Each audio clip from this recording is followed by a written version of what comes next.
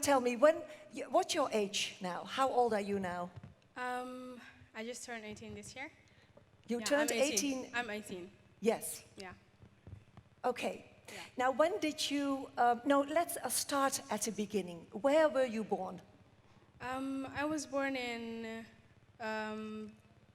Blue Nile State in the northern part of Sudan, in a city called Damazin.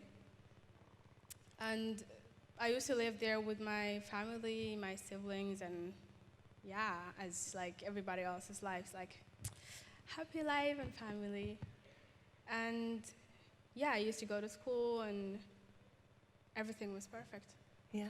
Yeah. When are you talking about? What is the time now? When, because you were born 18 years ago. Yeah, that So, was 1997. okay. And then at one point you had to leave the place where you were living. Yeah, the conflict started in 2011, and that was during Eid time for Muslims. I'm Muslim, I'm religious. Yeah, so during the day we just had like a Eid celebration with my family, and we were preparing for a family dinner, and then suddenly just my dad came inside the house and he's like, yeah, we need to move now, we need to go. Where? Immediately? Yeah, immediately, but we didn't know what's happening at the moment. He just like, yeah, let's go. And we're like, yeah, what's happening is like, we need to go, there's no time for talking. So we just had to pack some clothes, a bit of, we took some water, we took some food for the road because it was a bit long. And yeah, on a car, and then we just left. We didn't know where to go. We just like moved from the city to somewhere a bit to the southern part. We just like, yeah. But did you know where you were heading for, where you were going? We ended up in a border between Ethiopia and Sudan. Yeah. Yeah. We can see where it is on yeah. the map over there, Yep. yes? We stayed there for the night, and the next day we woke up in the morning and my dad again said to us, we need to go like hide between the trees for some reason, which is I didn't know what till actually we just went there and we sat under the trees, and then I just heard bombing everywhere and I didn't know what was happening. I was just like sitting there waiting for the sounds to just come down a bit. And yeah, I just sat there, and then like an hour later, I just got up and I was looking for everybody else. Where is people? Like everything was just bad around, and like the bomb destroyed everything.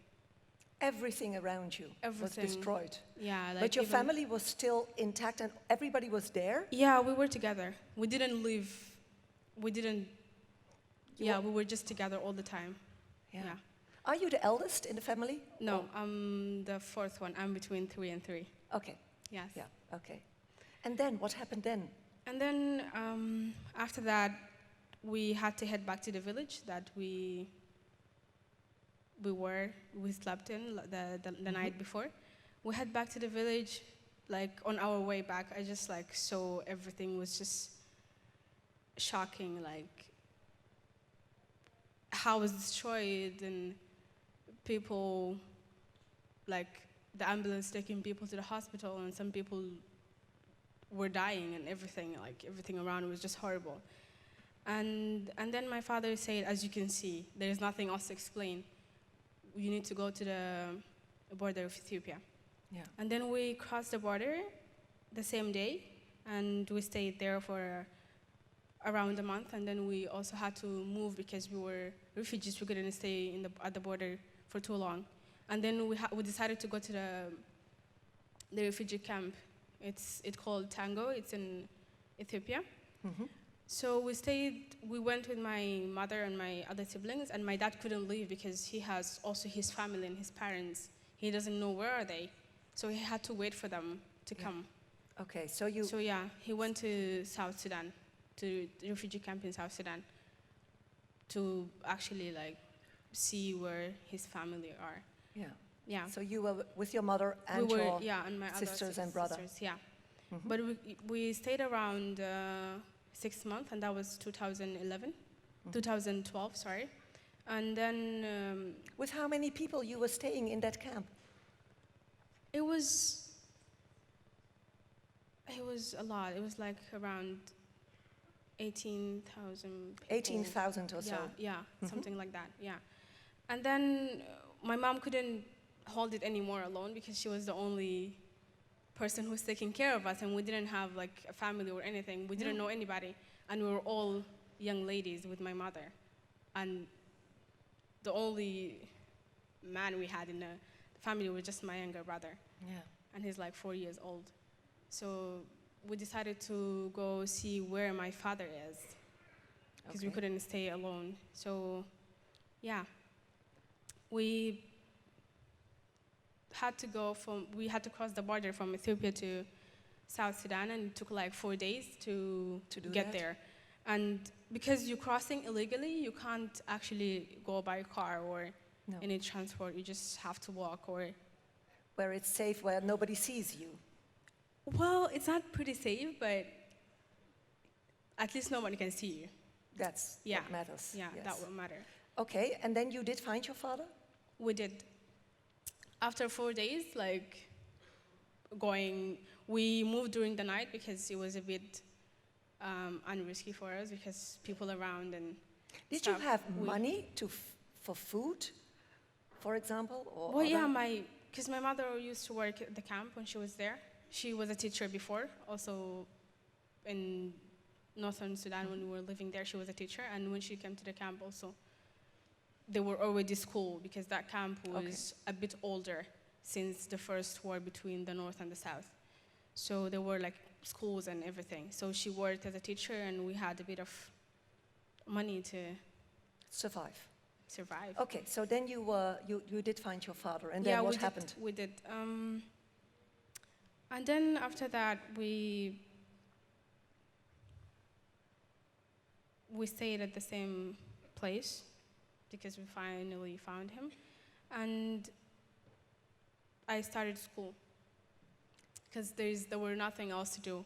Before starting school, I was just trying to, because living in a camp, basically there is no life. It's like you're just living the same thing every day and repeating it, and even worse. Yeah. It's just the same thing every time. No facilities, no accommodations, no whatsoever. Nothing in there. So because it was a new area to do a refugee camp there, so we were the first people to go to that place. So yeah, I just started doing things with young people, like talking to other organizations about education and asking for building schools and other things. But how did that cross your mind? I mean, being so young, because then you were age 14 or 15, and then you started trying to organize life in the camp for the children. My mother loved education.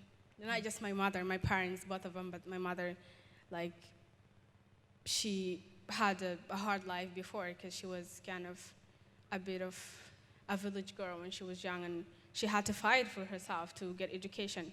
And when she got education, she was like, yeah, now I could take care of my children and my house without everybody else's help, and that was through education. So education is key. That now you it's understood. really important thing for her, and she really had to make sure that we're all actually doing this. And she made us love education because of her, yeah. And I just, yeah. You started to organize life. You started like a student association almost. Yeah, because I thought young people are just lost. Like, so many people doesn't know what to do. Some young girls getting married, and some other people just going from a border to another to find another life. And I don't think you can, even though if you go to somewhere better, if you actually don't know what you want to do, you can't. No. But now tell me, Tagwa, how come? Because your family is still in Sudan, at the same area. where you are, what you are describing right now. How come you are here now? What happened? After working with organizations, and I worked in a radio station first, and I started talking about education and this kind of things, and then we got a small classes in a tent, and then we started going there, and our teachers were students who graduated from high school. They were not like really educated, but they had something that they could teach us. Okay. So our teachers were high school educated Teachers. teachers, and we got the books from ourselves. Like everybody just go somewhere and you find the book and you bring it to the school. And it was not an easy thing to happen because it was just open from everywhere, and rain could go inside and no materials, nothing. Actually, we just built the school by ourselves. Yeah. And I think that was already a big step we took with other young people who really wanted education in the camp. I'm not the only one. There's a lot of young people who are really smart, really intelligent, but they just need to get out of that nightmare. That's what I call it, yeah. to make everything better. And we took exams, and I got the fourth highest grades in school, in my region. Wonderful. Yeah. So people saw that result. They said, yes. "Whoa, what's Tagwa doing? She's great." Yeah, it was hard to get it, but because I really wanted to. Yes. I really wanted to do it. And then? And then it did happen, and then after that, a few months later, I got visitors from UNHCR. It's the organization who takes care of refugees in the refugee camps. Yeah. And then they came to me and they said, we would like to do an interview with you. And there were a journalist from New York, and that was my first interview with her. And I told her everything about me and how everything went till I get this high grade. And then they gave you the possibility to come over to Europe. Yeah. It was published in internet, and people donated money for me. And yeah, I'm really grateful for everybody who really participated in this. I really it's an amazing thing. Because then you were able to continue education here, and this is the building we do see now on the picture, the World College in United Maastricht, World College. Yes. United World College. But it must have been like such a shock almost, because to start you were seen by people who were giving you the chance and the opportunity to come over, but then you had to leave your family behind. It was not easy, to be honest. No. And still. But my mom still had something inside her. She was like, yeah, I know it's going to be hard. I know it's not going to be easy, not seeing you around for years, but you have to do it. You have to do it. You have to do it, and I'm pretty sure you can. So just go ahead and don't look back. Now tell me, what do you think about the Dutch? Just be honest. It's so cold. It's so cold. So cold. Yes, it is. Sorry. And then the first thing I faced when I came was just like, so cold. Just the cold. I'm like, no, I can't survive here. I need to go back. Yeah. The first day. Okay. But I think I'm surviving. Yeah. Okay. Which is pretty good. Okay. Now, it's cold. Now, just some characteristics. The food, is it okay? No? Okay, thank you. Then the people. It's different. Are we friendly for you? People are very, very friendly. Very friendly, but it's just the different thing that I like. When I came, I started saying hi to everybody in the street, and that was like, people were just looking at me like, you don't know me, you can't say hi to me. I'm like, sorry. Because in Sudan, everybody is greeting. Yeah, because it's a kind of an Arab country, so we say salam alaikum to everybody. And I speak Arabic, it's our official language in Sudan. So everywhere you go, we just say salam alaikum to everyone in the street. If you know, if you don't know, we just like greeting each other and we talk, how is everything going? Oh. But when I came here, I started talking to people and like saying hi and I don't know them, you know? It was a bit strange. We can learn from you to be more friendly. And then we have other family relations as well, don't you think so? I mean, you are so used in living with the family all together, often a long life. It's different. Now, now, Tagwa, tell me, what will future bring? What are you aiming for? When will your dream come true? Well, my dream already started to come true since I got the opportunity to come to UWC. It's just, I think it's just crazy when it happens because I didn't actually believe that I'm actually here. Like, I'm alive. I'm in somewhere different. I can do what I want to do now, finally. And I'm really grateful for that, yeah. And I think my journey is still going on and it's not done yet. And I'm still planning for my future and I'm not done with International Baccalaureate yet. I'm still studying and I'm still gonna plan for university if I ever get to university. Okay. And I'm still gonna plan for things for home because the way they supported me, I really can't ever forget it. Like everybody supported me because they felt like I could do something, and I'm not gonna do it just because they showed me that they need my help. It's just because I feel responsible to do something back for them. Mm-hmm. And now you have a project in mind? Yes. Tell us shortly about the project you have in mind. Maybe we can be of help. I'm planning for a project. I already started it. It's for women healthcare hygiene. Because in the camp, it's like, it's the biggest issue still going on that women still have a bad healthcare, and I think it's the most important thing, even before education.